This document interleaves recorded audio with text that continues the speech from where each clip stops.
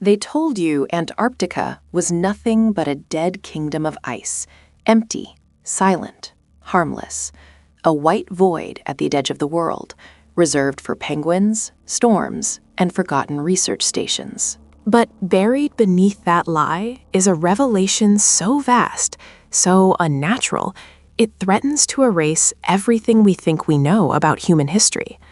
Declassified military fragments describe a sprawling metallic structure hidden under the continent. Not a ruin, not a station, not anything built by human hands. Something is down there, dormant, impossible, and waiting. In recent years, something even stranger began to happen. Kings, presidents, prime ministers, and high-ranking religious figures started making quiet journeys to the southernmost continent. Officially, these were diplomatic visits, environmental tours, symbolic appearances for the cameras, but the cameras never followed them far enough. Behind sealed blast doors and beneath miles of ice, they were shown something that left even the most powerful people on Earth pale with fear. The whispers trace back to Operation High Jump in the late 1940s, when Admiral Richard E. Byrd led a massive naval expedition into the Antarctic unknown. Publicly, it was a mission of training and exploration. But the unofficial accounts tell a darker story of a subterranean cavern, a towering obsidian wall, and a low-frequency hum that seemed to tear at the human mind. Then, just like that, the mission was cut short. Records vanished. The silence began. And soon after, the continent was locked behind a treaty no ordinary person was ever meant to question. For decades, the quarantine held. The buried structure remained still beneath the ice, like a sleeping god entombed in silence. Then, in the winter of 2016, that silence broke. Seismographs around the world detected an anomaly, not an earthquake, but a rhythmic mechanical pulse repeating from directly below the restricted zone. Overnight, ice shelves fractured with impossible violence. The world blamed climate collapse, but some believe the heat came from below, from an ancient machine grinding back to life. Panic moved upward fast, but not into the public eye. Emergency summits were no longer held in Geneva, Washington, or New York. They were moved underground. In reinforced chambers carved into Antarctic bedrock, the world's most powerful figures sat in silence before screens tracking one thing: the structure's rising energy output. Old rivalries vanished in an instant. Borders, wars, politics, none of it mattered anymore. They were no longer rulers. They were wardens, standing over a planetary time bomb. Reaching the mechanism is said to be a nightmare of human engineering. Massive industrial elevators descend for miles through layers of ice, rock, and darkness that no sunlight has touched for ages. The deeper they go, the warmer the air becomes. Ozone, burnt metal, a heat that should not exist beneath a frozen continent. And then comes the feeling everyone describes the same way, the sense that something vast is aware of them, watching from the dark before they ever see it. At the bottom of the abyss lies the mechanism itself. No blueprint on Earth could explain it. No architecture known to man could contain it. Colossal metallic rings rotate around a pulsing core, covered in bioluminescent runes that shift and rewrite themselves as if the machine is thinking. It is not a city, not a spacecraft. It is something worse, an engine of impossible scale embedded deep into the Earth itself. And it has already started moving.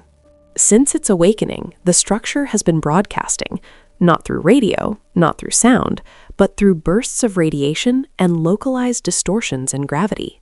Scientists at the perimeter spent months decoding the patterns, until the pattern became impossible to ignore. It wasn't random. It wasn't noise. It was a countdown. The runes, the pulses, the accelerating rings, all of it pointing toward a single, rapidly approaching moment in time.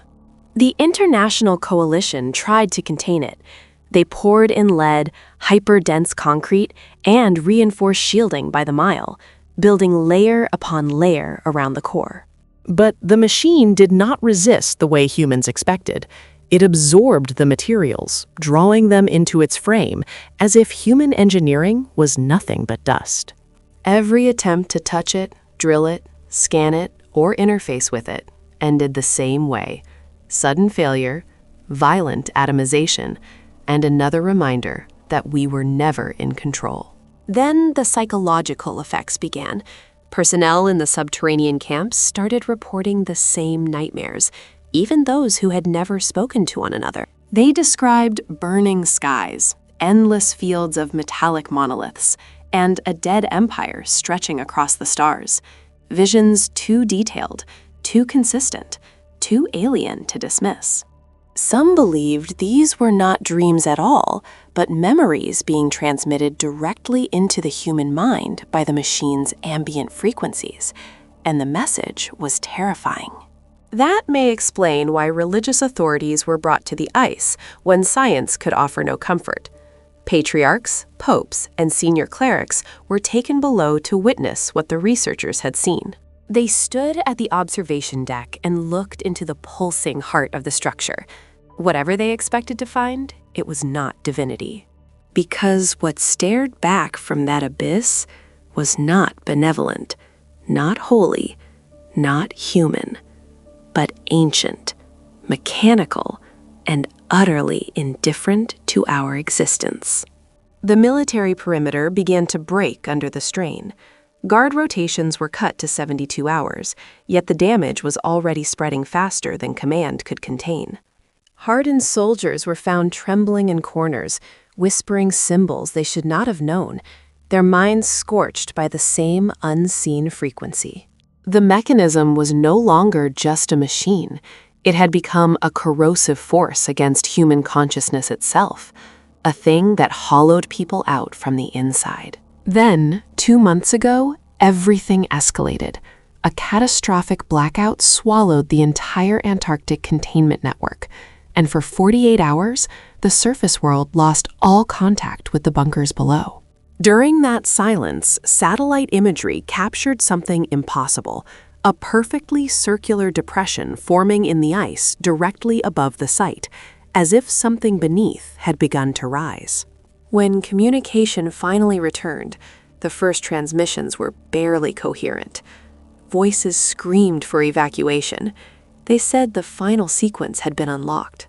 To prevent global panic, the greatest cover-up in modern history was set into motion. The heat, the fractures, the violent shifts in weather, all of it was folded neatly into one explanation. Climate collapse became the perfect smokescreen.